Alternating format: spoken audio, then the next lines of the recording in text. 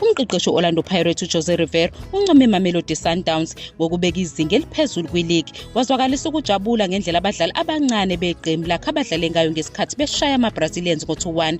uRivera ukholelwa ukuthi isipiliyoni asithole ngokudlala namaqembu aqinile njenge-Sundowns sibalulekile futhi sisize iqembu lakhe ukuthi lifunde futhi lithuthuke. Lo mqeqeshi wePirates uhlabe kumxhwele ngendlela iqembu lakhe eliziphiniselele ngayo ngemuva kokubhaqabula kabuhlungu iSundowns ngo-4-1 ngasekuqaleni kwalesizini, kanti ujabule ngamagalelo abadlali bakhe abasebancane okukhona kuburile Bohile Mofokeng oshaya amagoli amabili emizuzwini emihlanu yokuvula umdlalo. uRivera ukholelwa ukuthi isipiliyoni asithola ngokudlala imidlalo enengcindezi sizobaluleka ekuthuthukiseni kweqembu nasekuligcineni liphumelele. Njengoba iPirates isazingela isicoco se-league, uRivera usanethemba ngamathuba eqembu lakhe, ikakhulukazi njengoba lisanemidlalo emine esandleni negebe lamaphuzu angu-15 phakathi kwabo neSundowns. Uma kungenzeka bawaqoqe wonke amaphuzu angu-12 ale midlalo abanayo esandleni, lokho kuzonciphisa igebe libe ngamaphuzu amathathu kuphela, baqede isizini yeligi ka-2024-2025 ngendlela ejabulisayo.